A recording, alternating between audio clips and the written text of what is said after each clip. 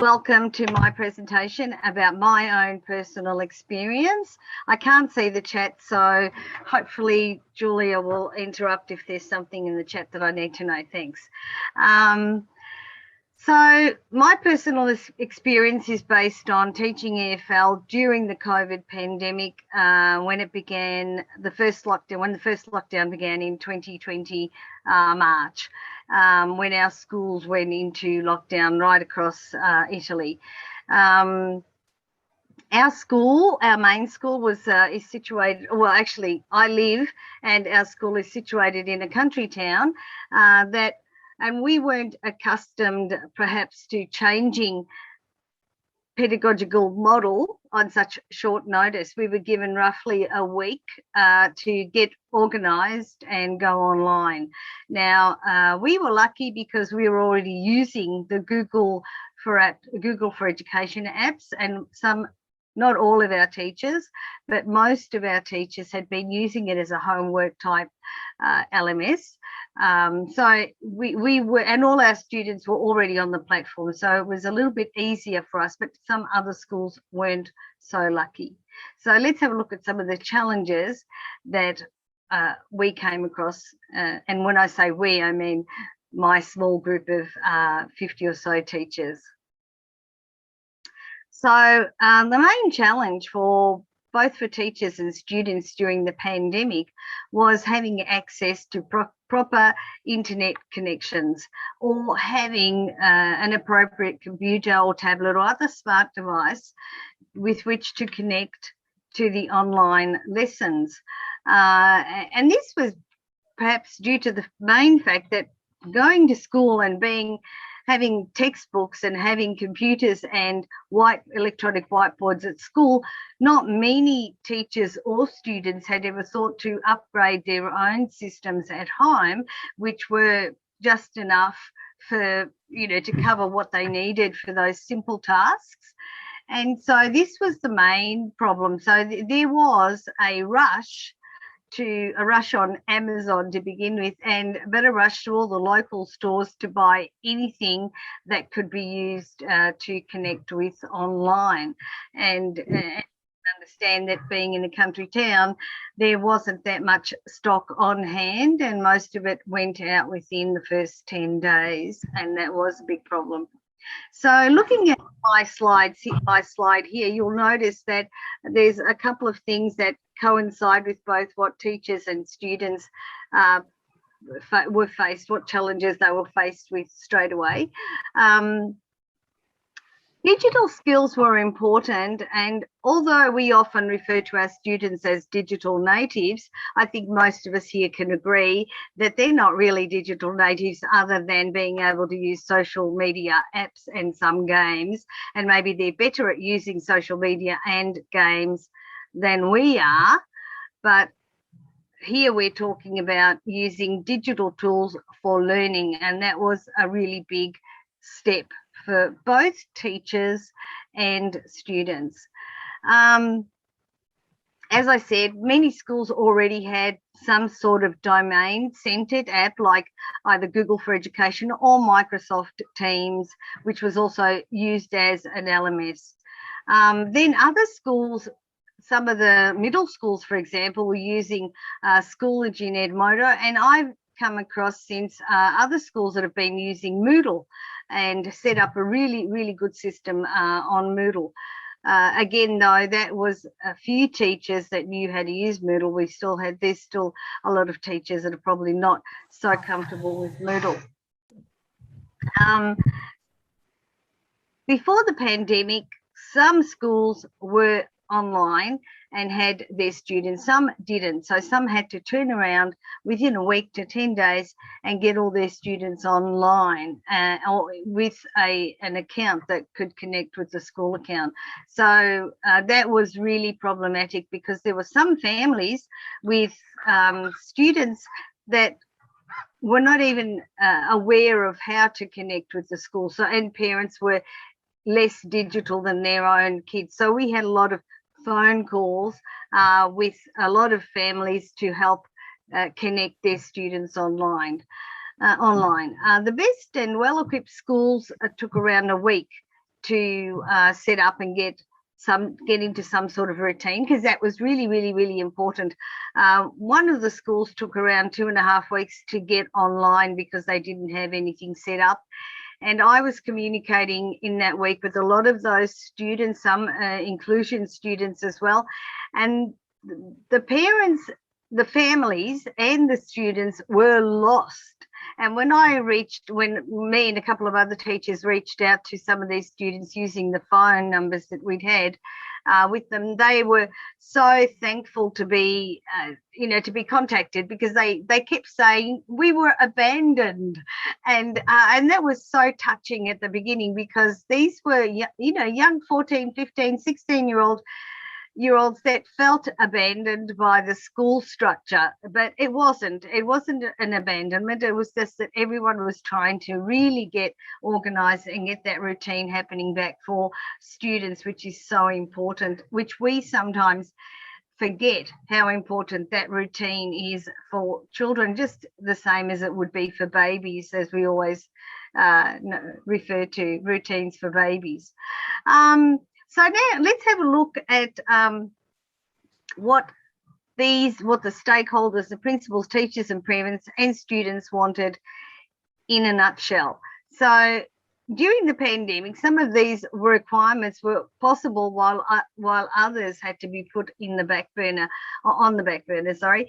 Stakeholders needed to provide continuity in educational services for the community, and also to ensure that schools in their district would continue to work diligently and not, go up in arms and disappear from the school system. Principals and teachers were concerned that the pedagogical and curriculum requirements had to be met during this period, right? They were worried that whether they were going to be able to fulfill the curriculum. Especially here in Italy, we have only 5 hours at school, and that could be divided into five classes or 6 classes, depending on the school. And the curriculum is already cram-packed with giving students a lot of work to do at home. So all of a sudden, losing any day in the curriculum planning was detrimental to reaching towards that goal, that objective, and especially for the fifth formers or the final year students, getting them to exam stage and getting them to be able to get their diploma, end of school, high school diploma. The teachers were also concerned about their own continuing professional development, believe it or not, in this period, because conferences and seminars were cancelled like that at the drop of a hat. And a lot of teachers had already either paid or booked for some of those seminars or conferences. And these seminars or conferences were cancelled and relegated to somewhere in the distant future, and some of them were never repeated ever again. So a lot of teachers who were aiming at, improving their pedagogical or whatever their training actually missed out on these things. So they were worried that their professional development was going amiss. Parents and students also wanted and needed the continuity, that normal routine, and above all for students, that social interaction that happens in the classroom, that that the morning arriving into school and chatting just before the bell rings, during the break, chatting again, the corridors, etc. That was gone all of a sudden so fast. It was no longer available, that it just left students wondering what was going to happen next. So moving from the face-to-face normal classroom, even with its own ups and downs, the noisy, boisterous, socially active classroom that was for teaching staff and students, to a totally new, for many, online classroom that came not without its disadvantages and some advantages. Remember, I'm Australian. I come from a mentality where distance learning has been happening since the 1920s in Australia, and it's part and parcel of the educational package for families that live 500 to 1,000 kilometres away from any school. So, and that's why Moodle was even created for Australian schools. So I grew up in a mentality that distance learning was really part of our education system. It wasn't something that was estranged. The only difference in Australia being that we get to choose, that we have that choice. Our families, when they move away, know it's going to happen. So it's just part and parcel of living far away. And if you don't want to do that, you just stay close to town or close to where you can go to a school. So it is a choice, and that way. But whereas this was forced upon everyone, and forced upon everyone in such a short time. So let's look at some of the negatives. The online environment meant that students were looking at themselves on a monitor, something that they were not used to seeing in the physical classroom. This mirror effect was almost too revealing. It allowed students to see themselves and their classmates visually while attending a lesson. We've all been in classrooms, and most of you are teachers like me. We walk into the classroom and we have 20 to 30 students looking at us. They very rarely look at themselves from our point of view. So all of a sudden they were seeing everyone's face was on the screen, and it was like they were in front of the classroom. And we know that whenever we ask students to come to the front of the classroom, they're always extremely shy, and that's because they're not used to speaking in front of the class. And that's what this mirror image of the online classroom gave them. So then we started to hear excuses like, my webcam doesn't work, my internet connection is slow, my microphone won't work, it doesn't work, whatever. All these excuses were happening out of the blue. And there was confusion as well, confusion amongst the students that this social interaction, this physical classroom that provided that continuous physical social connection wasn't just happening anymore. Students fidgeting and turning around to visually connect with each other, with their classmates, whether just a social connection or whether sometimes, they're listening to the teacher who's either boring or maybe getting to a point that nobody understands what the teacher is saying, and they look at each other to see if someone else is understanding or not. This was not happening anymore. So the online environment just was not providing the normal physical social connection on any level, not between the teacher and student, and not between the students themselves. This was, and I keep insisting, this was the very beginning, the very first lockdown. So I just want to stress that as we went on, things did change. Let's have a look at some of the positives. There were some positives that emanated after the initial month or so. So students started to knuckle down and get motivated to study. They began chatting on text messaging apps. They met online after school. We gave them the possibility to meet online using the official channels, the school channels, and they worked in small groups. We also had the inclusion students meeting their support teachers in the afternoon. That didn't happen everywhere, but we insisted that happen at our schools here in Fabriano. And so a lot of inclusion students were not left in the lurch or feeling left out in the online classroom. Students began being motivated and engaged during the lesson and began to forget that mirror image of themselves and began to forget that they were like on the centre stage. Some even improved their grades.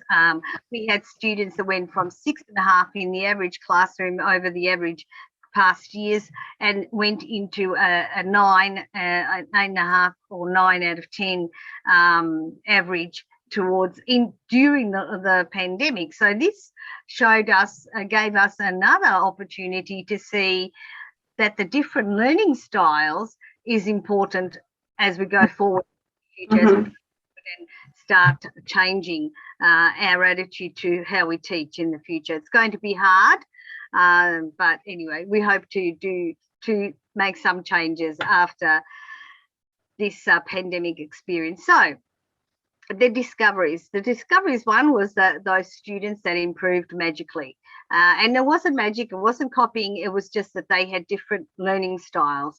One little boy that went from a 6 to a 9.5, 10, he was a fidgeter in class. He couldn't sit still. He hated, he needed to move. He was hyperactive. So at home, he played with the basketball continuously and until he had to speak because the microphone was off, and he could do all sorts of weird things. And he improved his studies because he was listening and able to move around. He didn't feel constricted anymore or, put into. So that was one of the main discoveries that helped us to understand the different learning methods from each student. So it also included teachers finding new ways to engage their students during the live lesson or new types of homework. For example, teachers were creating projects instead of doing the normal testing, for example, for small teams to work together in breakout rooms, just like we're doing tonight, giving students the stage, so to speak, by allowing them to carry out part of a lesson. You know, that famous adage, learn by doing. Well, it actually does work, even for students, if we give them that opportunity. Students at home and teachers at home all working towards one objective, to make the most of this experience, waiting for the moment to go back to normal. In the first pandemic lockdown, we were told it was going to be temporary, it was going to be short, and we'd all be back to normal soon. So there was this hope at the end, or this light at the end of the tunnel, which unfortunately we lost in the second lockdown. But we won't go into that today. Unfortunately, the real normal is still not back. And this young generation will be carrying that emotional burden with them for some time yet. Let's have a look. I want to show you a very short video. It's only roughly 29 seconds. It was made by an internet provider, but it's useful to see the positivity from the students in making the most out of the pandemic. I'd like to point out that this was the first lockdown, as I've always said, and the positivity we see here turned into a very different situation after the second lockdown. And in this first lockdown, we also had Italy singing from the balconies. I don't know if you heard that where you were in the world, but we had that happening. It was on the news all over. It was on internet. It was on Facebook and Instagram. And we also had social chatting and families meeting on Skype, families that were not even digital, and also old people's homes were connecting. So we had all this wonderful connection happening, and everyone was eager and had happy faces the first lockdown. So if you can't hear the sound, don't worry about it. I will share the link in the chat. Hopefully you can. I don't know if I've shared the sound. Can you hear the sound? Yes.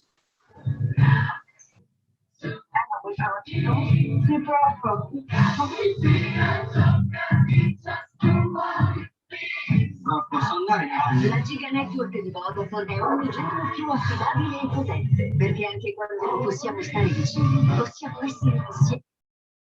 Okay, so that, as I said, was very short, and I hope you could hear it. But if you can't, it was an ad. It was an ad for an internet provider, but that showed what I was seeing in my classrooms online. And I had a lot of classrooms online. I had nearly 18 classes online. So it showed what our students were doing in the first lockdown, that excitement, that also that sharing of knowledge, of that digital knowledge sharing, that was happening a lot.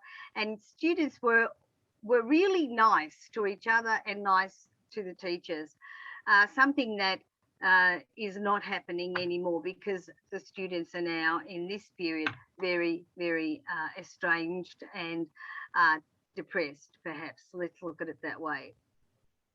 Okay, so the learning apps. we discovered this, and when I say we, I say me and my college of teachers, because we call them college here in Italy. Oh, what's happened? We still on? Yes. Did I just lose my screen sharing? Can you hear me or see me? Yep, we can see you, Nives. Your screen is no longer shared. I think, yeah, you stop sharing. Oh, okay, because it says host has disabled screen sharing. Can you enable it again, please? Sure. Thanks.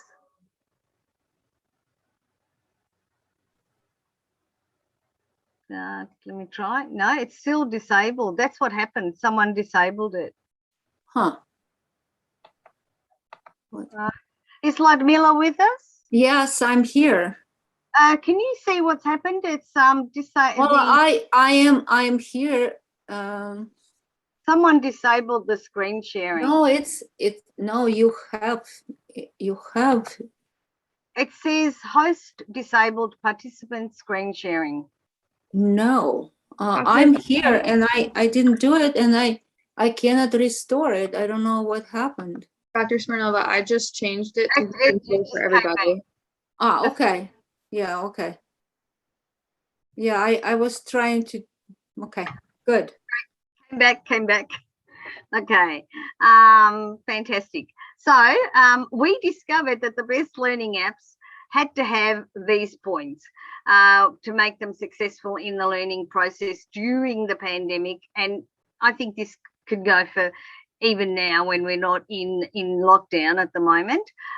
These are great for the online environment. The apps that I've shown here in the slides, and also the points that I want to stress here, that they had to be available as a self-paced activity to allow for all the class students to participate, including the inclusion students and the less digital ones, and the ones that had very slow connections or other problems connecting.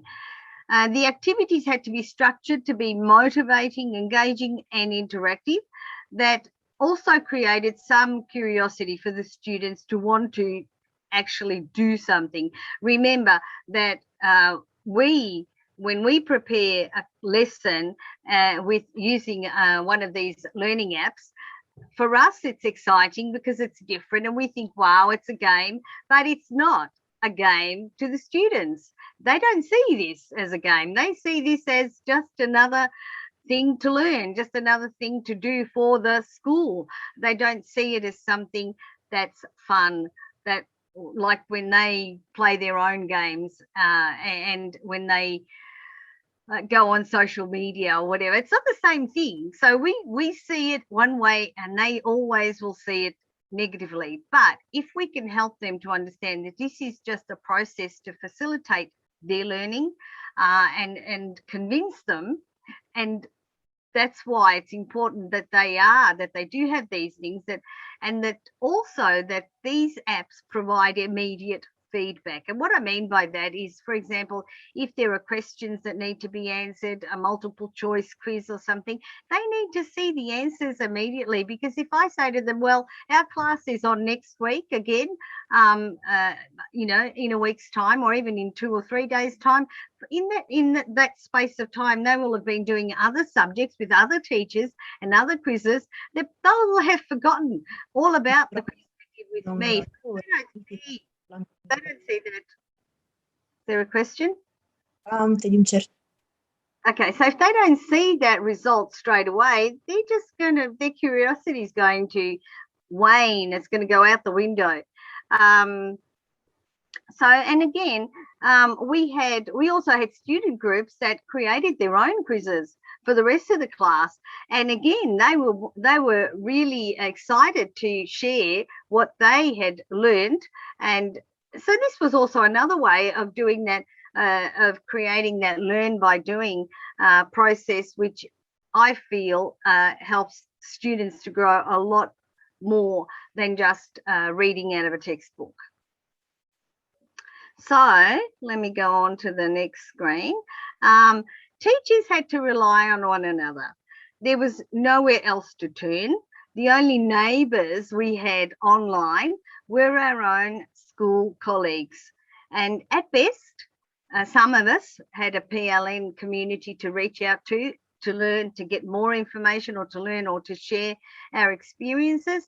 But a lot of teachers didn't have a PLN on Twitter, for example, or any other social network. So we created our own network with maybe a WhatsApp group or a Hangouts chat. And we also met online. We had like the English department meeting online, the Italian department meeting online, the Greek department meeting online, and everyone was creating their own little understanding of how to deal with this type of teaching and sharing their digital skills as well. Let me change the screen. So the pandemic spurred a network of personal professional growth led by textbook providers, digital tech teachers and digital tech providers, local school networks as well. We found that all of a sudden within a month or 2 months, we had textbook writers or textbook maker editors that were providing webinars for us teachers online. So we were inundated with professional training sessions online.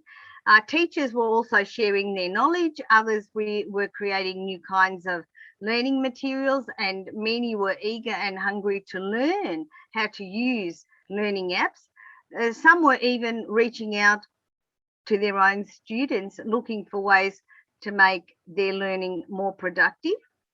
Many teachers spent time and money to get certified and qualified for many digital resources. So we found an influx, a huge growth of, for example, Google certified educators and Microsoft innovative educators, all blowing out of proportion.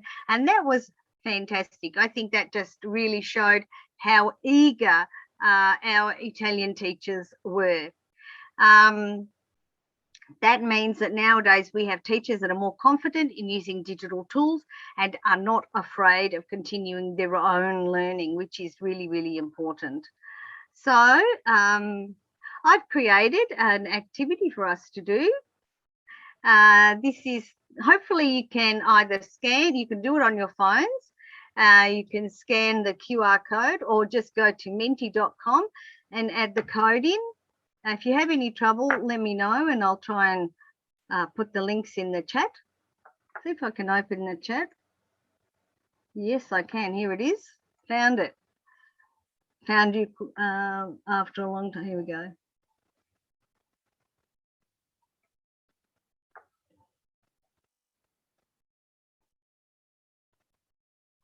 I don't know. Is this the chat? Can you all see this chat? I'll put the links here.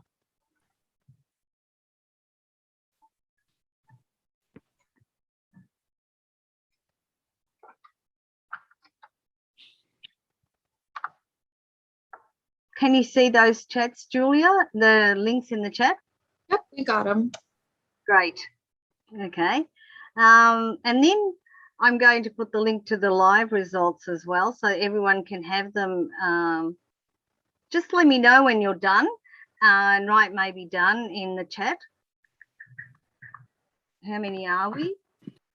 17 participants. So we'll see if we get 15 or 16, not including me.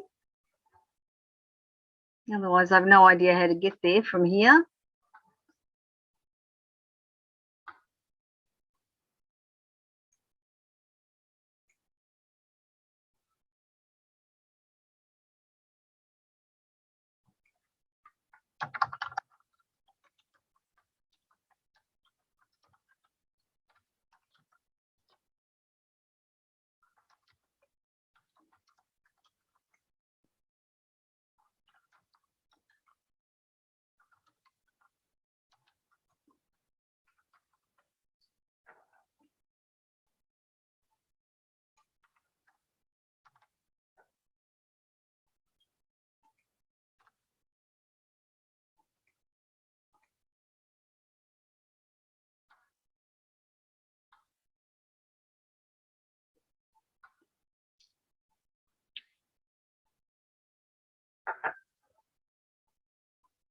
Okay, how are we going?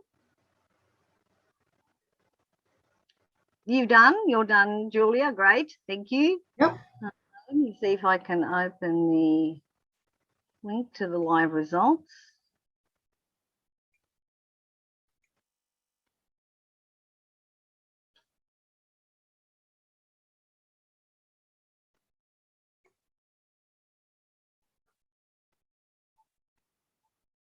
Wow, that looks really great.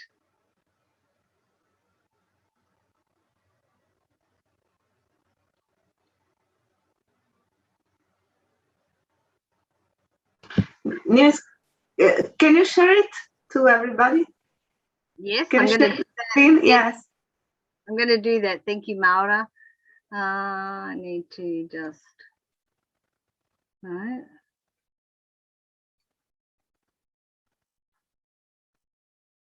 I have to. Do I get out of? Hang on.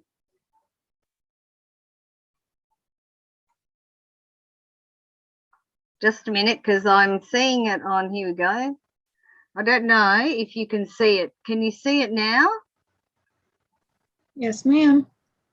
Yes, yes. Great. It's a bit hard to share it. Okay, got it.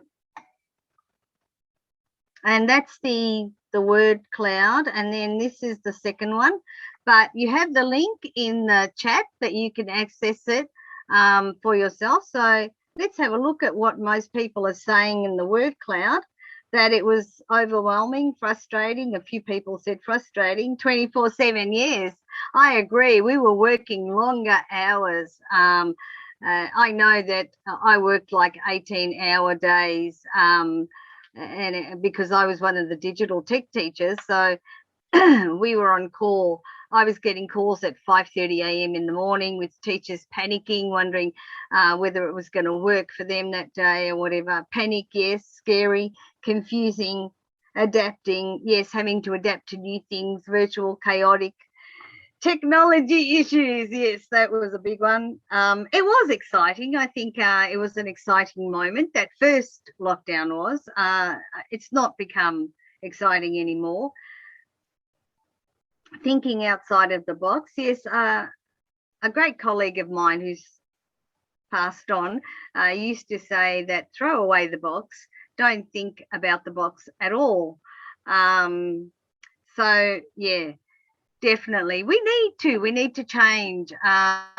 Recently I did an interview with an editorial school textbook maker or producer, or I don't even know what to call them anymore, but anyway, and I explained that we need to move to change. The textbook has to go. The classic textbook has to go, has to change into something that is going to be more current, that can move with the times. Digital technology is moving us so fast that we can't stagnate. So here we have some really good points here. It's moving. Able to connect with students one-on-one. Yes, during the pandemic, that was true, that we did find that was happening. I used to teach just as okay, it's moving too fast for me to read, but we couldn't take anything for granted. I totally agree with that. Okay, I'm going to move this screen out of the way, go back to the presentation, because I actually have another activity, and this is a Kahoot. Now, I'll just explain how this works. You can either scan again and do it on your phones, or go to kahoot.it and put that game pin in. Take a note of the game pin, or take a note of the QR code at the moment. Take a screenshot if you like, or a photograph of the screen. It's an individual challenge that can be done at your own pace. So I'm going to give you the rest of today to do, and I'm going to post the link to the results tomorrow in the famous program. Can I do that, Julia? I should be able to do that. Yeah. Yeah, you can share it with me or Dr. Taylor or Dr. Smirnova. Perfect, yeah. So it'll be in that famous program for today's meetings, and I hope you enjoy doing that, because it'll give you an idea of how we were able to use Kahoot as individual challenges, giving it to the students. Now I've mixed this Kahoot up with a quiz and a poll and lots of things in there so that you can see how it's done. I didn't put I think a video one in there, but however, it gives you an idea of how we used Kahoot to, and our students also created Kahoots as well for the classroom, which was really good fun. I still use them to this day, and I use Quizlet a lot as well. Okay, so yes. Oh, thank you, Cheryl. Thank you. Yeah, I knew you were in the background somewhere. I just didn't see you. Cheryl is my my online partner extraordinaire. We work together on so many projects, and we also work together in the Evo TESOL every year. So I'm really excited that she's there in the background. And we have always been, she's my number one PLN too. Whenever I have a huge problem, I just reach out, pull Cheryl out of bed at whatever time, because she's in Kansas, I'm in Italy, and there's a time difference that we have to respect. But she's always been there for me, and hopefully I've been there for her. And we work together, and we've solved so many of our own issues in our own classrooms by talking for so many hours. So hopefully you've all got the information. It's also in the link. So this is question time. Hopefully we've got some time for questions. So I've got access to the chat. Thank you, Cheryl. And we do a lot of important work together, actually. Now, I see, Julia, you've put in that Google Docs again. Now, do we, isn't that only for those that need credit or something? Right, yeah. So that is a sign-in sheet for our members of KDP. They can get KDP credit for coming onto the sessions. And then there's also for current educators, if they need CTLE credit, they can sign in there as well. So we can kind of divvy that up at the end and make sure everybody gets the credit that they need. So you don't have to sign into it.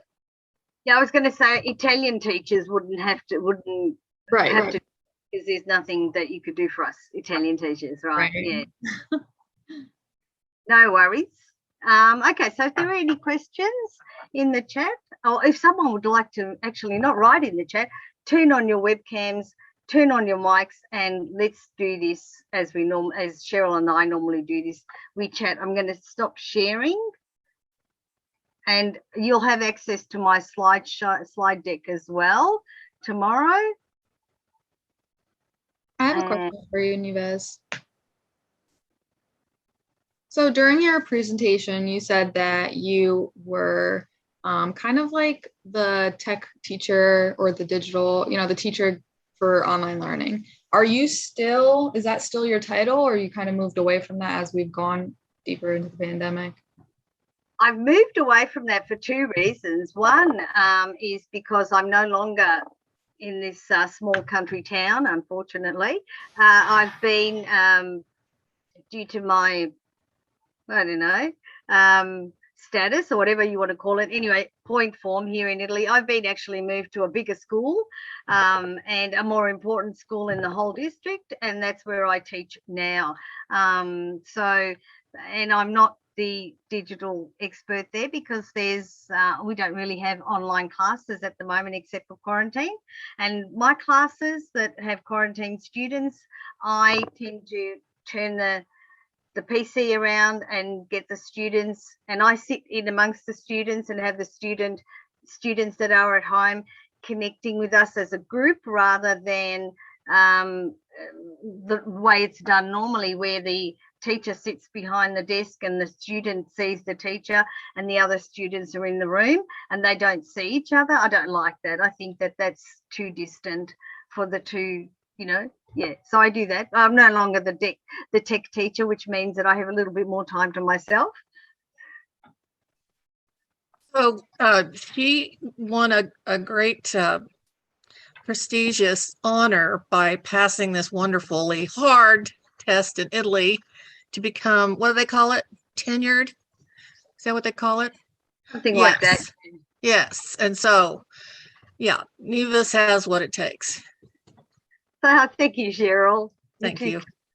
Thank you. You're too kind, but yeah, it was a lot of study, that too. So are there anyone want to chat? Just tell us what you went through. Don't ask me anything. Maybe just tell us what, Jennifer, you're smiling there. Why not share what you're smiling about?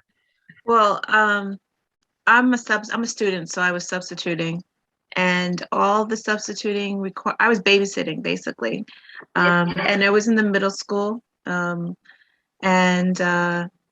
the students would come in, the teacher would be on the smart TV or remote in, and all my job was just to make sure they were keep them focused, do the handouts, keep them quiet, and they were middle schoolers. So at first I was loving it. I thought that they were great. I was like, oh, maybe I should switch and become a secondary major.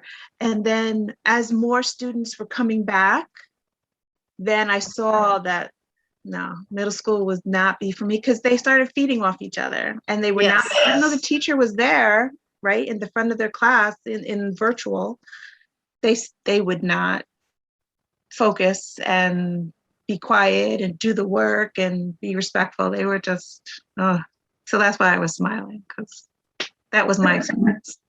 Okay, I don't have middle school. I have seniors, and we seniors. I have the upper, how do we call it here? The upper high school, and I teach at a classical high school, so it's like the top of the range. And the students that come there have to study because they do more than many other schools. So they also study they study Latin, Greek, and a lot of languages, and a lot of subjects that are very hard, a very high level. So yeah, I don't have that problem, but I, like you, have had that experience in the very, very, very distant past. And yes, that really does turn you off teaching middle school or elementary school. But I suppose that there has to be someone for those schools as well. Otherwise, and there are teachers. Cheryl is smiling because Cheryl is one of those. She loves teaching middle school and elementary school. She's one of those that loves, and and the students love her anyway. So, well, it is unique because you're right, Jennifer. They do feed off of each other, and if you can somehow break that, but it's sometimes difficult, isn't it? This year I'm substituting. I took a little bit of time off, and I'm doing only elementary school. Like, yes, third grade and down, Your element, that's your element. Definitely. Yes, it is. It is. Okay, Maura I don't see her anymore, but Maura is, I was really interested in her talk. Tara, do you want to say something? Hello. Hi, I'm sorry. I just joined. I was at a memorial service. I missed your entire discussion. Don't worry about it. Just tell us what the pandemic situation for you as a teacher was all about. Well, I'm a TA and a special education classroom. And the students, though, we're in a very poverty-stricken area. So our school supplied all the kids with Chromebooks to use, but a lot of them did not know how to use the Chromebook. I mean, unless it's to play a game like Minecraft that they know, they didn't know. So, and their parents are not much more skilled than they are, unfortunately. So we had a really rough time doing much of anything. A lot of it was getting on and singing songs, just trying to, keep them going with the mental learning process and being part of, unfortunately. So our kids really suffered. Yeah, that did happen a lot. Even here in Italy. So yeah, it didn't happen to our schools because we're upper high school, and but we had a little bit I mentioned that at the beginning of my talk. I said that we did have a little bit of that stress at the beginning, where some parents and students had no idea to even connect with the school domain. So yeah, we did have that Exactly. yeah, and that was lost, in my opinion, a lot of lost time. But if we could connect with them somehow, if we kept them online some way, and as you said, even songs, anything, I think it was the routine that the students needed. They needed to be needed to be, Socialization. yeah, connected. Yeah, thank you. Is there anyone else out there that wants to say something? I see a lot of people in the room, but Ebba. Oh, Ebba? Jessica. I could say something. Go. Like Tara, I kind of missed some of your presentation. I was actually at work. But I mean, I'm not a teacher yet, but I graduated in May. So we our fieldwork kind of switched from like in person to then online, which is, we weren't really used to going through that, just like teachers were in general. So I feel like kind of going through that cycle, I guess you can say, of the pandemic has definitely, like, I know, prepared me for student teaching next semester. So that's kind of really all I wanted to add. Great. Thanks, Good luck then. Good luck, Jessica. Thank you. Nives, I'd like to add something. Go. So I am currently student teaching in 4th grade. And before 4th grade, I did 2nd grade. And one of the struggles that I'm finding is, keeping the kids off of the video games. So when we do turn them to, their independent work, iReady reading or anything on like their Launchpad, really any independent work that they need to be doing in class that's educational, I find myself having to rotate and walk around the classroom more, telling them, YouTube, is that what we're supposed to be doing? Some of the video games that they're playing, because it is, technology was something, of games before it became so big in education. So that's one of the things that I think I'm struggling with currently, and I'm hoping it gets easier. It does get easier, and Cheryl can tell you it does get easier, but that was my point too, that students see anything digital as a game, that it should be, well, they only refer to it as games, real games. And so when we tell them you're going to play a game, they'll look at us and say, no, this is not a game. This is just another learning exercise or another learning activity, because they don't see it as a game, unfortunately. Yeah, but it does get better. Cheryl and I have got, I don't know, 50, 60, 70 years. How many years have we got of teaching between us? And yeah, we won't go into that. And we've been through thick and thin, and it does get better if you enjoy your job and enjoy the kids. And the kids are number one. They always have to be first. And you make no differentiation between the students, and you'll find that they'll keep coming back to you and thanking you in the future, like some of my now married students. Or actually, one of my students is now a teacher. So yeah, so it's really exciting. And they come back and say, you made a change, you made a difference, and that makes it worthwhile. So yeah, you have to love your students. Okay, we have a few minutes before we get knocked out of this and back into the main room. So Maria, did you want to say something? No, I enjoyed your talk and about Italy, because I'm studying in Italy, but I live in the US right now. I'm from Federico II. I'm one of the students of Maura. That's why you're here. Okay, there's Maura. Maura, did you want to say something before we get kicked into the main room?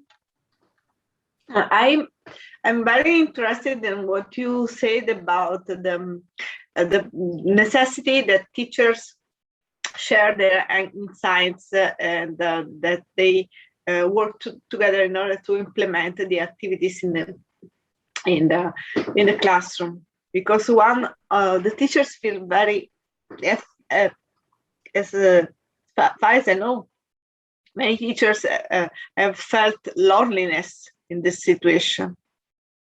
Yes, I agree. So I believe that it is very important that they are supportive one for the other. Yes, I think we're just about to go into the main room. Thank you. Okay. Thank you, everyone. Thank you. Thank you so much. Thank you.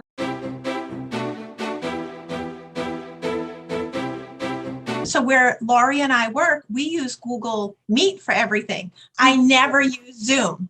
So this for Laurie and I has been like a experience of like, yes, it's like what you do as teachers. You figure it out. I have a 7th grader and I'm like, come in. And so anyway, Laurie, I was just saying how we use Google Meet at our university. So this is, for us, it's Right. we're learning through the process. That's good. That's good. I like Google Meet. I personally prefer it over Zoom, but I tend to use Zoom more, at my college. Right. It's good to be familiar with both platforms because you don't know where you're going to, encounter each platform, especially if you go on a job interview and they're using Zoom. So just to be familiar with both is helpful. So I'll give it like 30 seconds. And then I'll give you a little intro and then you ladies can take it away. I don't want to take too much of your speaking time. No, that's great. That's great. So while we're waiting, so Julia, what are you studying? Yeah, so right now I'm going for my childhood certification in education, but I major in IT with a concentration in educational computing. Oh, that's great. Yeah. That's interesting. Oh, that's great. Yes. And then Jenna Rose and Christy, are you all at the same university, I'm guessing? Yes. I go to Mount St. Mary College. I am an English major and getting certified in early childhood, elementary ed, and special ed. That's great. Congratulations. Thank you. I am also going for early childhood, and special ed, and I major in social science with a concentration in history. Wow. Very talented students, diverse backgrounds and interests. Thank you. Well, I will do a quick introduction for you ladies. So good afternoon, everybody. My name is Julia Loda, and I'm the president of Sigma Tau chapter of KDP. And I'd like to welcome you to this important and intriguing session we have. And it is my pleasure to introduce Dr. Karen DeAngelis and Dr. Laurie Link. They come to us from Fitchburg State University as assistant professors. And I'd like to turn over to you ladies now. So take it away. Great. Thank you. You're welcome. Okay. Can you see the screen okay? Yes. Yes. Yeah, great. So Dr. Link, do you want to introduce yourself? I kind of started chatting. Yeah, so welcome to our session today. And, it's interesting. And I don't know, I'm just thinking of my own learning style that all of the presentations have been so engaging, but being in the last presentation of the day, I think we're all on information overload and I'm still trying to process everything that I've been learning. It's been very exciting, but I think it's going to take me some time to digest all the wonderful information that's been presented today. So just thinking about our presentation that, I was just in Dr. Fruchtman-Hanna's presentation on inclusive pedagogy. And I think that in a way, this is a continuation of that because we also will be looking at student engagement through the use of universal design in our classes. And since we both are assistant professors and we're working with teacher candidates, that using universal design is really, I think, at the crux of our teaching with students and also giving them the strategies as they're going out in the field to work with students in educational settings. Great, thank you. Okay, so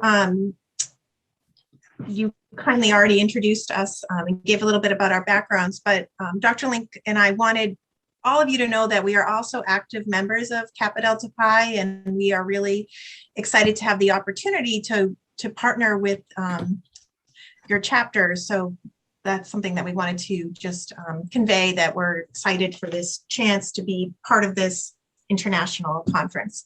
And we are both also experienced classroom teachers. I'm licensed in elementary education and special education. So I taught special education for many years, and Dr. Link. Yeah, I'm also elementary education and also administration. So I've been an educator, I've been an administrator, and now I'm teaching at Fitchburg State University. So I've done a few varied things during my career. Okay, so we wanted to just kind of start the session just with a short conversation about what are some of the challenges just so we can get an idea of the rest of the audience, maybe if others want to share if you're in a teacher prep program or if you're a practitioner working in the field, higher ed.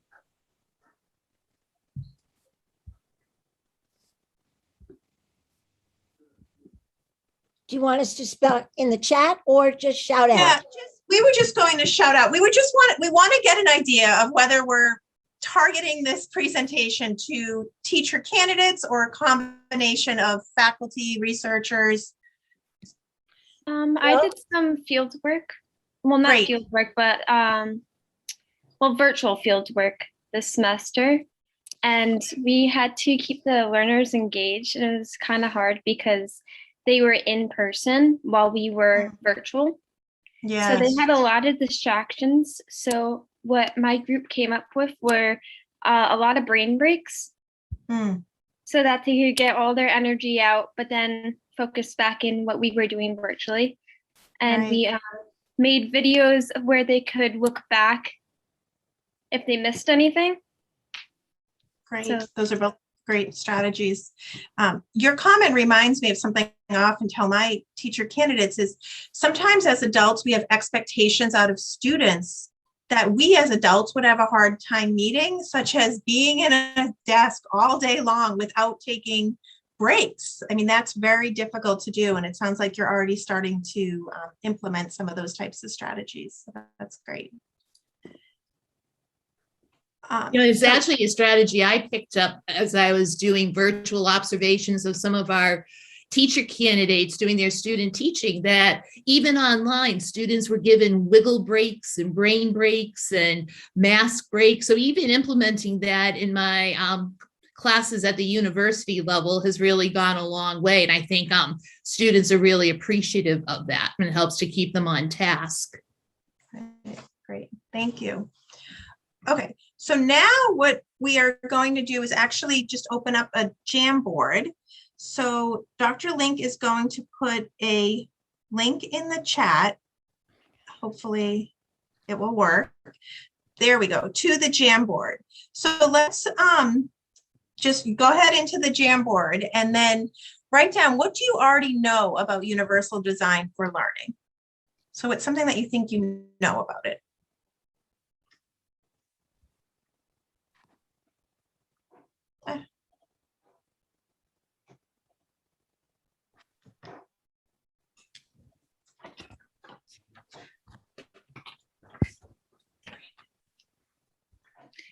And in case, if you haven't used Jamboard before, you can click on the sticky note function. So it's over here on the left, and then just type in a comment. I have to smile. I don't know if you saw my desktop when I was switching screens. My son did remote learning for a year in 6th grade. So my entire desktop is full of 6th grade curriculum, which I see when I go to my computer. Anyway. Okay, so my desktop. Oh my gosh. See, look at this.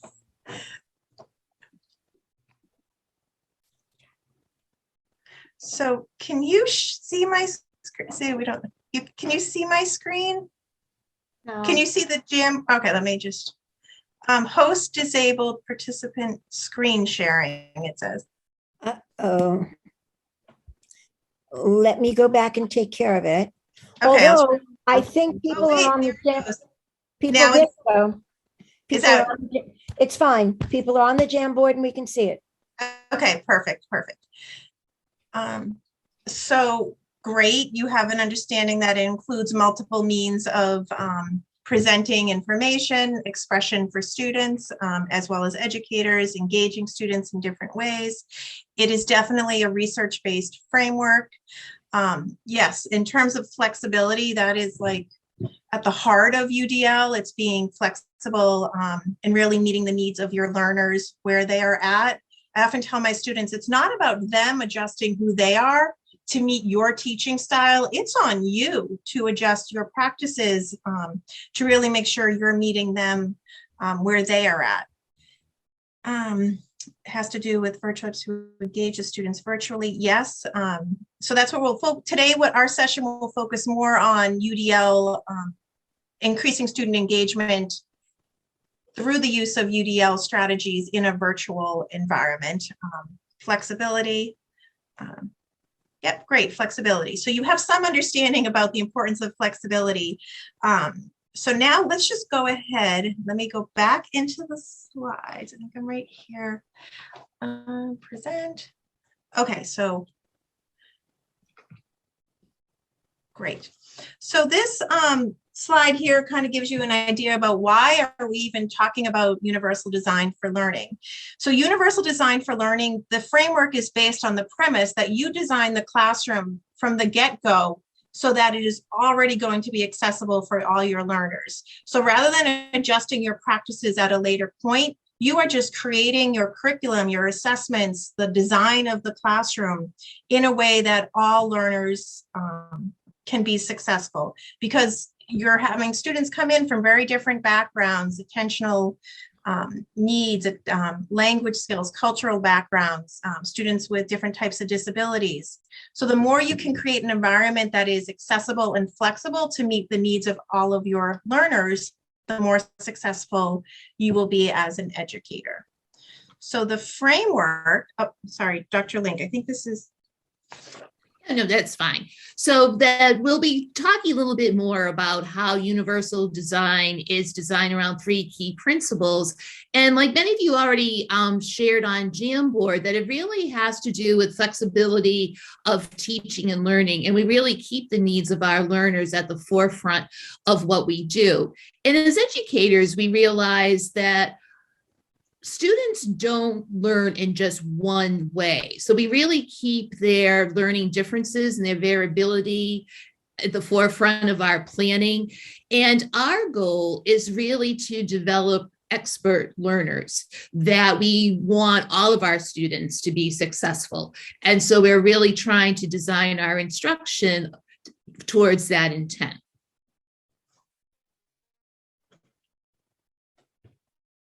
And so if we really think about the definition of the universal design for learning, it's really that framework that recognizes the variability of learners, and it's a type of a blueprint. So it helps us to create instructional goals, methods, materials, and assessments that work for everyone.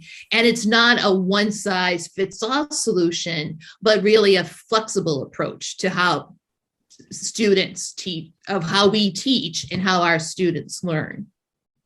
And I just want this definition for UDL, if you see the reference, it's CAST.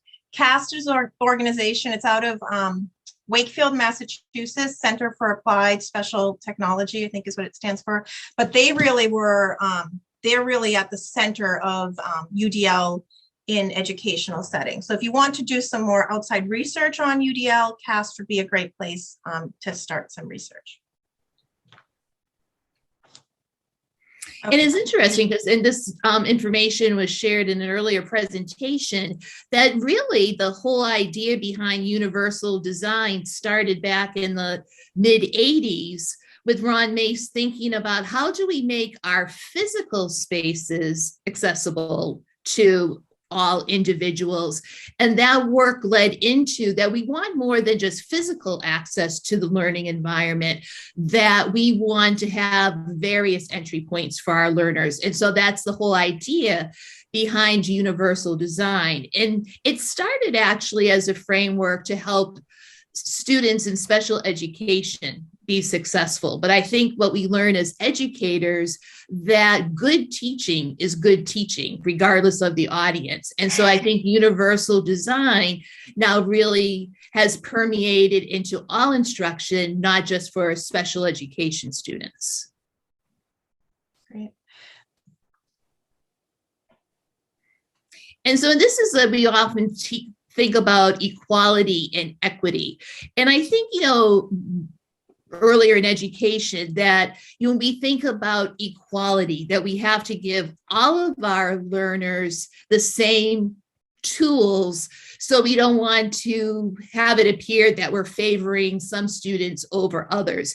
And I know that even in my career as a teacher, I mean, this whole idea about equality really was the forefront of many discussions that we would have when we were working with our students, that some educators, regardless of how long they had been in the profession, really thought that, if we made modifications, adaptations for our students, we weren't being fair.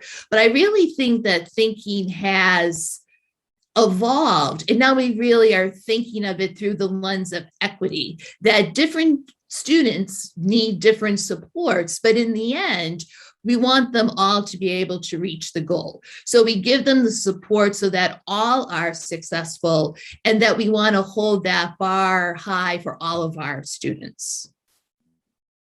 One of my favorite quotes I tell my students is that are studying to be special education teachers is, being fair doesn't mean being equal. So, it's okay. The important piece that we want you to take from today with UDL is you have a goal. You can have multiple ways to get to that goal, and you might make accommodations for students who have different types of needs, but you're still giving access to the general ed curriculum for all students. And that's what UDL has helped really in terms of students with special needs, is making sure that they have access to the curriculum.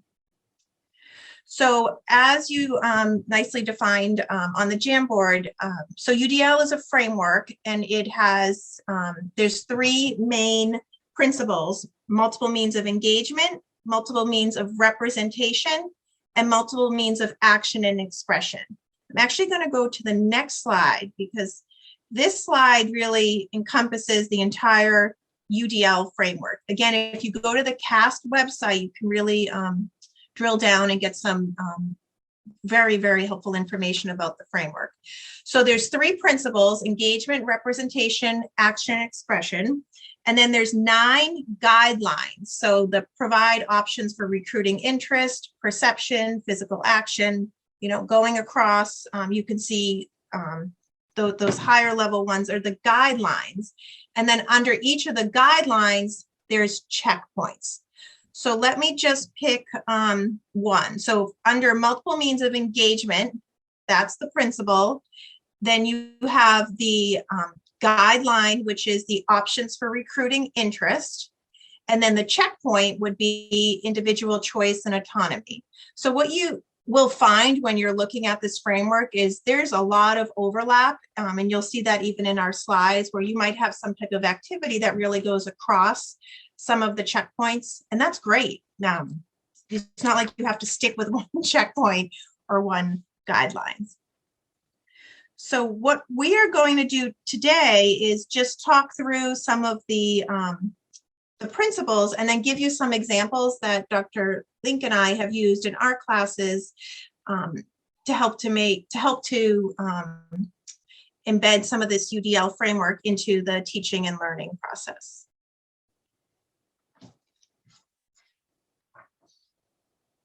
Dr. Link, I think this is you. Oh, okay, great. Okay, so multiple means of engagement just really focus on how are you, go back. How can you engage all the learners in your class? So what strategies are you doing to promote options for recruiting interest of your students, options for sustaining their effort and persistence? Collaboration is embedded into this, portion of the framework, and then options for self-regulation. So how are you making sure that they're, making progress and feeling good about their progress? Are they upset? Are they overwhelmed? So it's some kind of monitoring how they're feeling about the learning process. And also, I want to just point out that very bottom checkpoint, develop self-assessments and opportunities for reflection. So you want your students to really be reflecting on their own work. And you as an educator need to really be providing them with those types of opportunities. So it was interesting when things, I was thinking like a year ago, March, when kind of the things changed in the world. Like we were going from face-to-face learning, then we went to a hybrid model where some days we were on campus, other days we were remote. And sometimes things started to change over the course of the semester, depending on the severity of the pandemic at the time.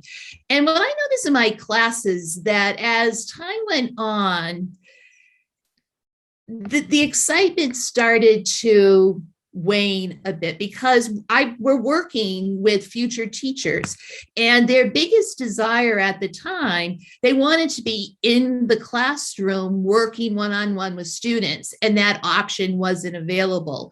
So one of the things we started to think about is just why did they want to become teachers in the first place? So that students didn't lose sight of that goal. So I started out kind of in a low-tech way, just thinking about a vision board. So if students were going to have, and this is the class they have before they go out and do their student teaching, that even though the world had changed, what was their vision going forward in their role as being a future educator? So this is just an example of using some students did a PowerPoint, some students used Google Slides, some might have done like a pic collage, others took pictures with posters. So this was just a way for them, I think, to reconnect to what it was that made them teachers. Then when we started to meet online as a virtual community, that one of the icebreakers that I used to do, that we would actually do this on chart paper, that students would, this one, I think we were in a groups of 5 or 6, that they would think of what was one quality that made them unique, and then what was one thing that they all shared in common. So we just created this type of flower. You could do a different visual. And this was actually done on Jamboard. So you could use Jamboard in other ways to, have students share information. What I love about this is it's really fostering a sense of community. I mean, when you feel like you're part of a community in a class, you're more invested in that experience. You feel like you want to be there. So that's really what the heart of this principle is. How are you engaging your learners so that they really, want to learn? So thank you. That's great. Okay. Oh, sorry. This is you too.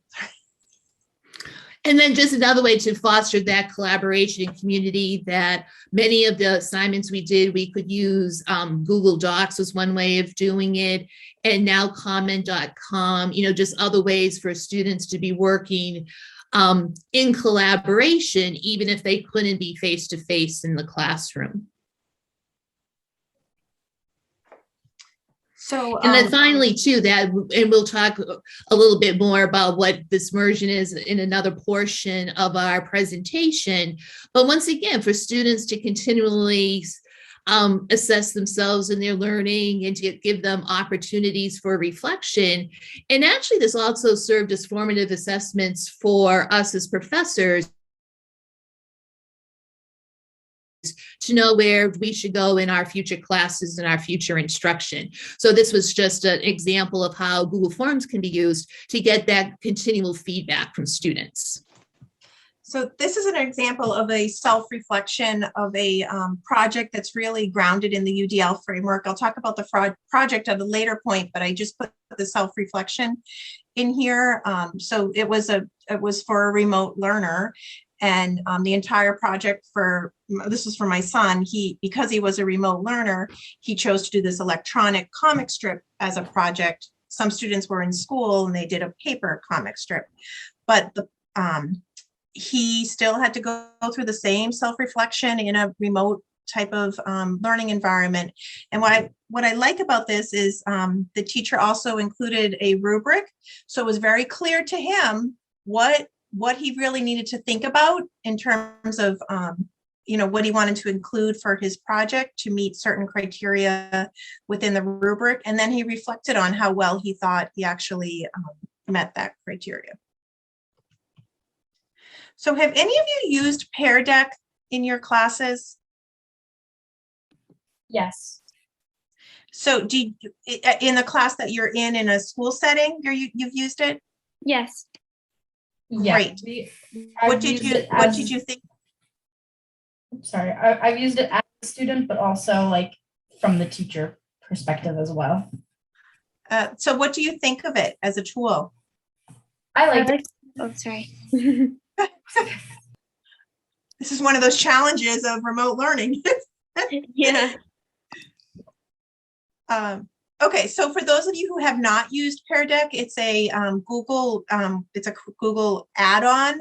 I think you can use it outside of Google too, but it's super easy to add on into Google Slides. So it's a presentation tool that allows you to develop interactive slides, and students can go through the slides individually. So it can be a student-paced mode, or you can have instructor-paced mode. So if you're leading the lesson, they're interacting with your slides as you're going through the lesson.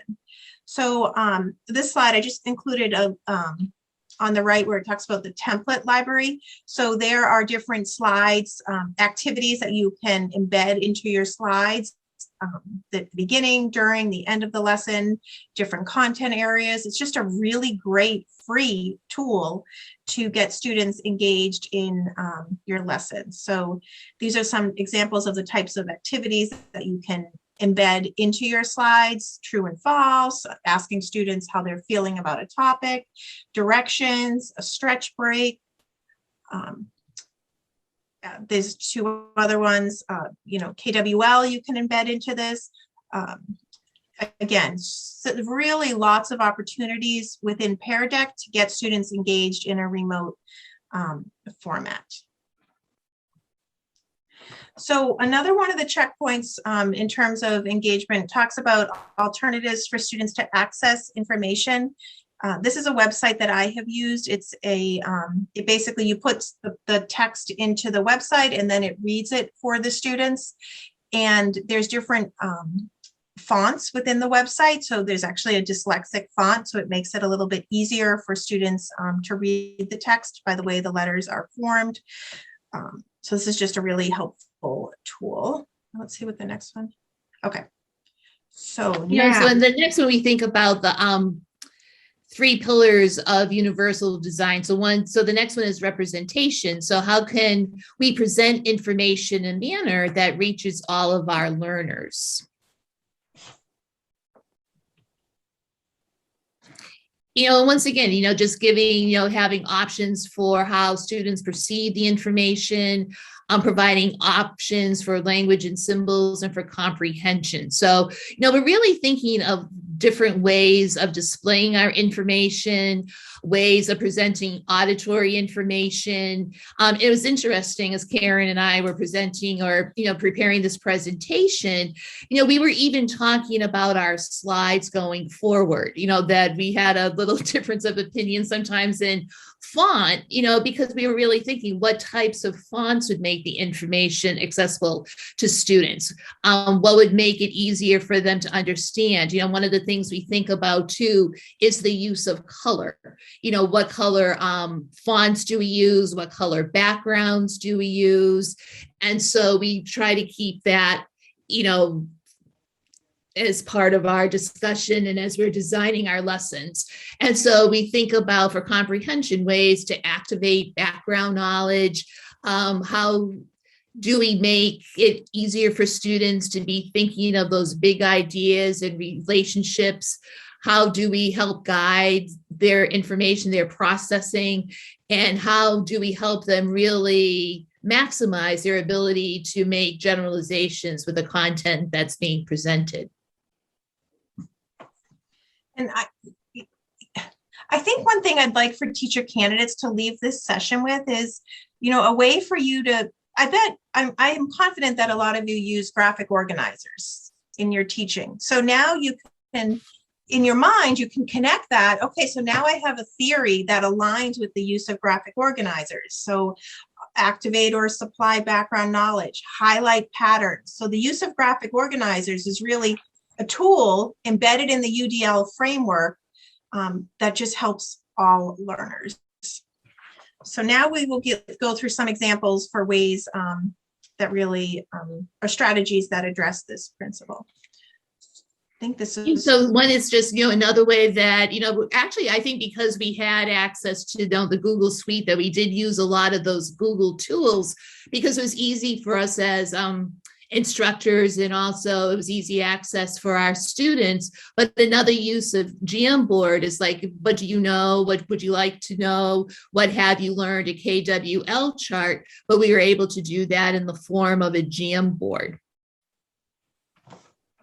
Have some of you used Jamboards in your classes or in your field experiences? Yes, we actually, I created like a 4 corners, and the students really loved it. So like, for instance, we were teaching them about roller coasters. So one of the questions were, what animal goes as fast as a roller coaster? So I put 4 different pictures of the animal, and they had to drag their names. So I put every single one of their names in the middle, and they had to drag their name to what animal they thought the answer. What a great, I love it. I love it. Thank you. Yeah, it's really, that I think Jamboard is really a powerful tool. I mean, it's amazing what we can do with sticky notes and, in this virtual environment. So I think it's been a very powerful tool to use. And Gabrielle, a great example of another use of it. Thank you. Yeah, I actually really like that, Gabrielle, because oftentimes Jamboard, it's the user adding something to it.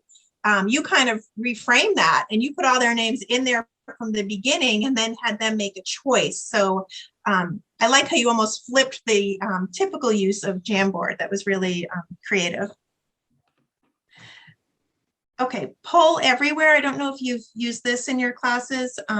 So this is a super easy way to poll students on, you can do a multiple choice, you can do open-ended questions. Again, it's a free polling platform, I guess you would say, and I use it all the time in my classes. So it's just another tool I would suggest that you take a look at.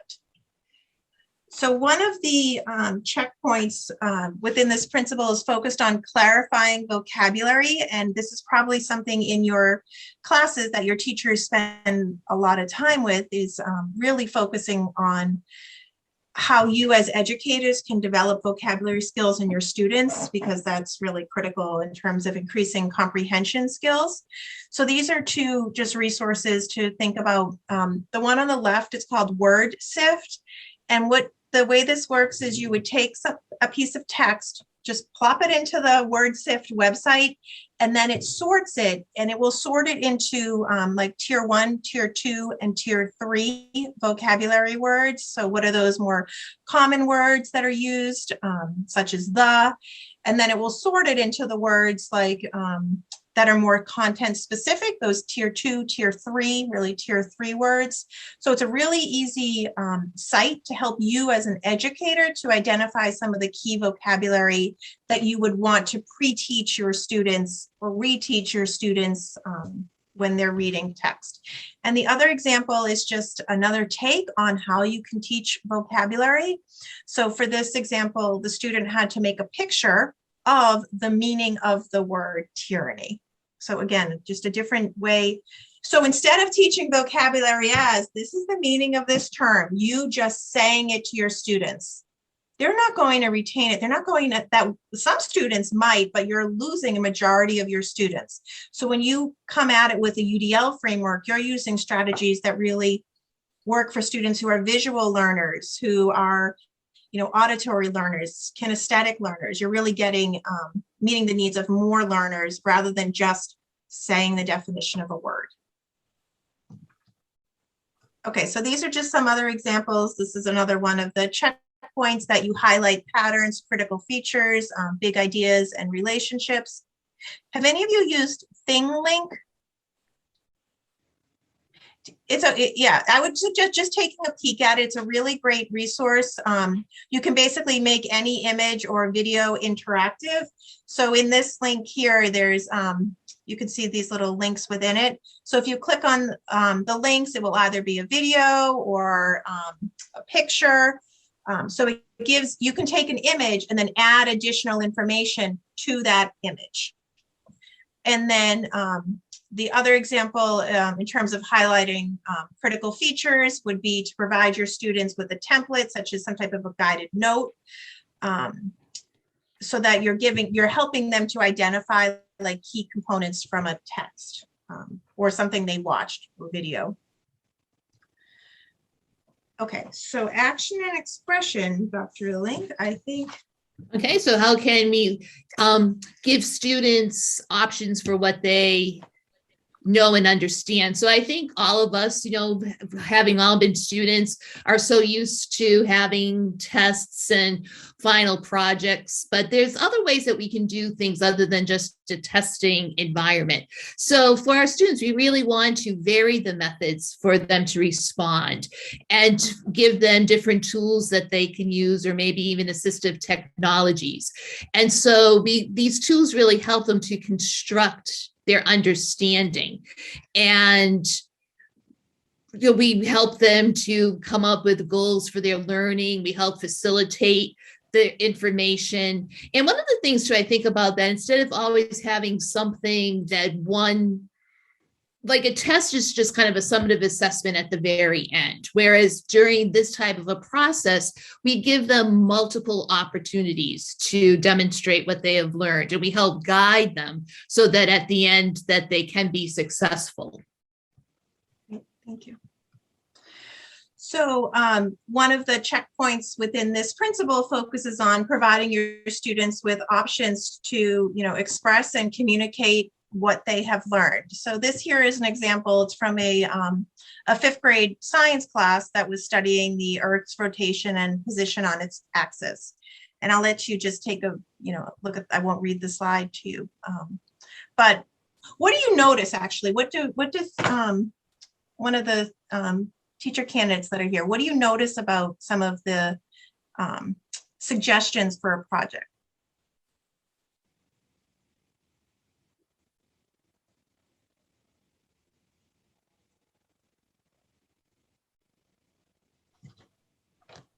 Well, I'll say there's a diversity. So it ranges from creating a model that shows the Earth's rotation to writing a speech to making a podcast, Powtoon, Flipgrid. So basically they have the same end goal, but multiple ways to get to that goal. And that's really what the heart of UDL. And the next example, Adobe Spark is another great website for students to express their knowledge through a video. So I have 2 links here, just in the interest of time, I won't play them, but this second video, it's a student thinking about whether objects will sink or float. So again, the student couldn't do this in the classroom. You know, this would be a typical science experiment in a classroom, but because of the, you know, the use of sites like Adobe Spark, they can still engage in these active learning experiences.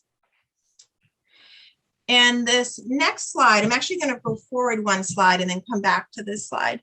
So under this principle, it talks about making sure that students, that you help students set appropriate goals. And what I have here, this there's a calendar. So this was a project where the students had to create a comic strip and talk about how life changed over time. And they could either do it paper-based or digitally. So they had multiple ways that they could present their knowledge. And then they could also select which topics to cover in the slide. So again, there's that UDL where there's student selection but they still have that same end goal of creating the slide that talks about how life changed over time. But what's nice about this example is that the teacher gave the students a calendar of like, okay, this is what you need to be doing each day, so that they could really break down how they completed the project. And then on this slide, this was the students' final project using a site called Storyboard That. It's a digital drag and drop storytelling platform.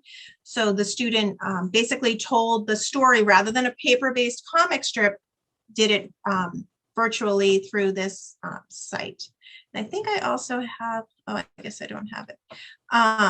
There was also a graphic organizer to go with this project. So the students really, you know, the whole project, they knew what the expectation was, but it was really broken down to help them to meet that expectation in a way that worked for them. So simulations. So I think, you know, one of the challenges that we really had is that, you know, teaching isn't just about presenting content, but it's also how do you use what you're learning and to present it. So, you know, not being able to work with students in a hands-on face-to-face environment, you know, pose some challenges. So one site that to help with math and science simulations is called PhET Simulations. And, you know, they have all different types of resources and templates that you can use to do scientific and math simulations. But the next one, next slide, that this was something that one of the challenges for us at the university was that, and I'm sure that you ran into the same thing, that our students, our teacher candidates weren't allowed into classrooms any longer. So we were talking about different methodologies for teaching, but our students didn't have any way to practice that because we were still remote. So this is something, unfortunate, unlike the other site shared today, that you can access for free. This is something that was actually purchased for us through the education department at the university. And it's a site called immersion.com.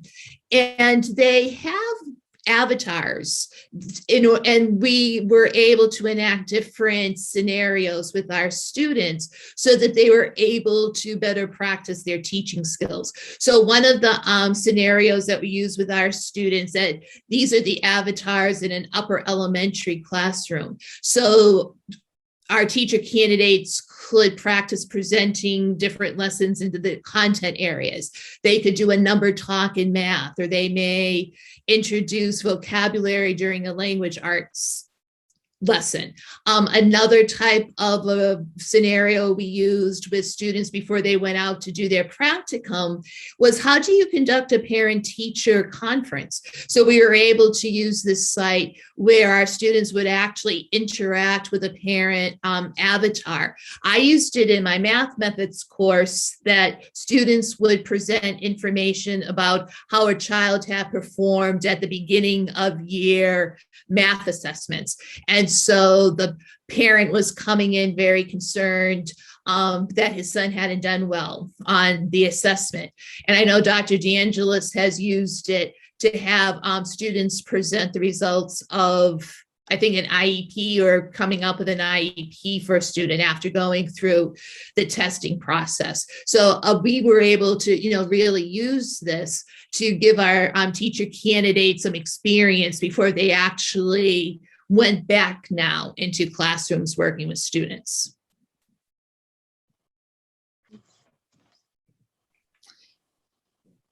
And so, and I know that this had come up in other presentations today, that Flipgrid is another online tool, kind of a safe TikTok type space that's, you know, free to the user. And I think on the next slide has some other ideas. Maybe you've used some of these, maybe not, that, you know, we can use Flipgrid as, you know, an icebreaker to do reflections, maybe another way to do exit tickets after the end of presentations. Or students can even make a presentation of something that they've been learning, maybe a way of doing a math talk, presenting student portfolios. But, you know, this brings up an interesting piece too, that I know that, many of us may have used Flipgrid, and I know other educators have, but also I was talking to someone the other day who said, that Flipgrid just didn't work for me.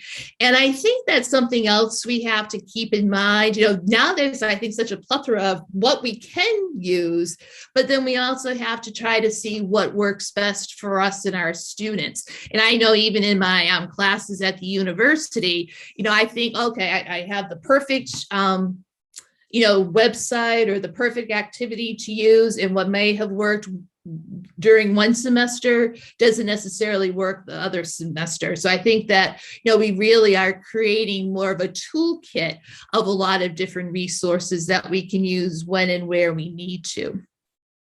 Yeah, that's a really important point, because you are going to learn about so many resources, especially that are now available online.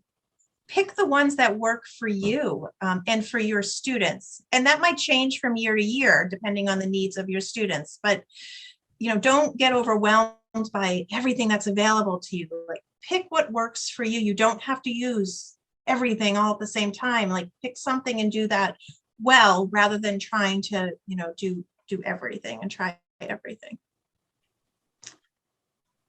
Okay, so I'm not sure how are we on time. So we have. Yeah, you have time until 3:55. Okay, great. So you have discussion. Some people can ask questions, or you can practice something. Great. Okay, so we are going to go back then to the Jamboard, and we want you to think about. Well, actually, before we do this, are there any questions about any of the slides, any of the content we covered?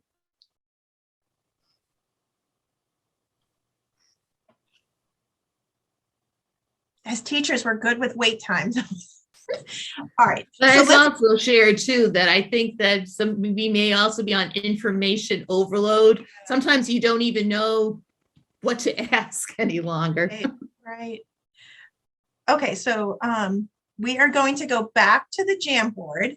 And the prompt is, pretend your friend was absent from class today, or your colleague. What would you say if you had to define UDL to your friend? So if you were to summarize what UDL is, or how it can be helpful to students, what would you say? You have the link in the chat. Oh, yes. Yes. So I just put it back in the chat. We had done a KWL at the beginning, which was here, which was great. They gave some great. So it's like the second page, yeah. Yeah. Right. So do you have to, I think you have to flip to the second page of the Jamboard. I'm writing my response right now. Okay, thank you. Yeah, I think you did a great job highlighting what the critical elements are, providing options for how you will present information, as well as how your students will express their knowledge and understanding. And I was going to say, I think that I had put in another link for the Jamboard too. I don't know if you found it. I posted it after the Google Doc link. Oh yeah, I saw it. I was just letting everyone know that. Oh, I'm sorry. No, it's okay. I was just making sure people knew the difference. Thank you. So can everyone see what's in the Jamboard now? The postings? Yes. Okay, great. Yes. So students have multiple ways to demonstrate their knowledge. So it's not just, one specific way. And it might be a way that, you're not comfortable or used to as a teacher.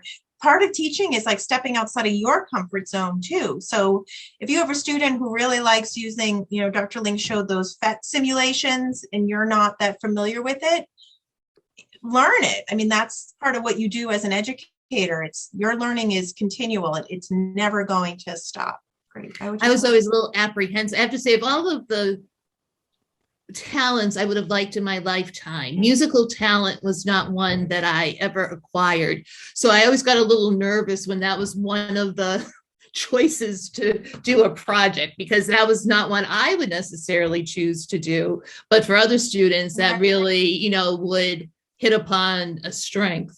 Okay, so we have one more Jamboard, but I think maybe just in the interest, because we only have a few minutes, we can talk through this. So do you see the slide that's posted? So what's something that what's an action step that you might take to incorporate UDL into something, you know, that you're doing in one of your classes, in your field experience? So what's something that you think you could do, some action step over the next few weeks to incorporate UDL into the teaching and learning process? And you can put it in the chat, the Jamboard, or say it, whatever works for you in the spirit of UDL.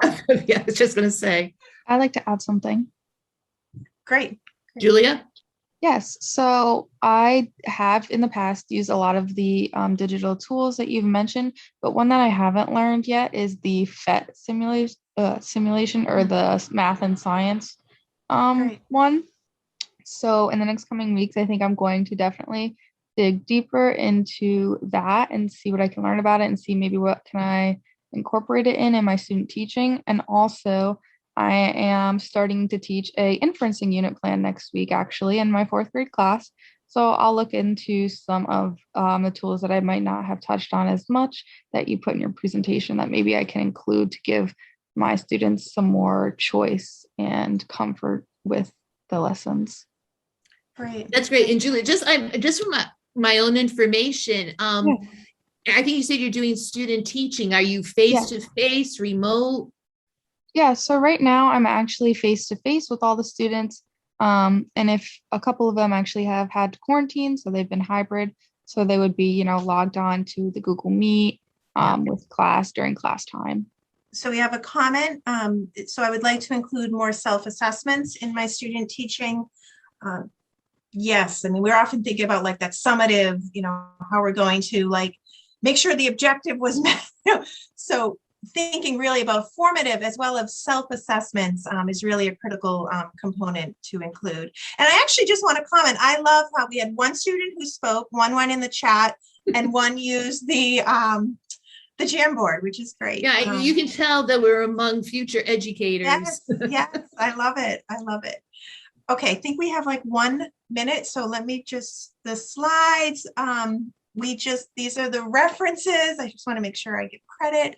There were some teachers at a local school near me that had given me permission to use some of their work. So I just wanted to acknowledge that. There was the slide too, if they need to, they have our contact information just in case. Yeah. We love talking to teacher candidates, so feel free to reach out to us at any point if you have any questions. And we wish all of you the best of luck in your program. Thank you so much. Yeah, thank you so much for your attendance today. Yes, thank you. Thank you both so much for that incredible and interesting presentation. On the behalf of KDP, we wish you continued success in your endeavors. And thank you so much for sharing your work with us and for that engaging presentation. Oh, thank you. And the best of luck to you all. Thank you. I admire you all for your dedication and perseverance in these challenging times. Yes. So thank you. Yes. They are beyond remarkable. Thank you. Thank you. Thank you.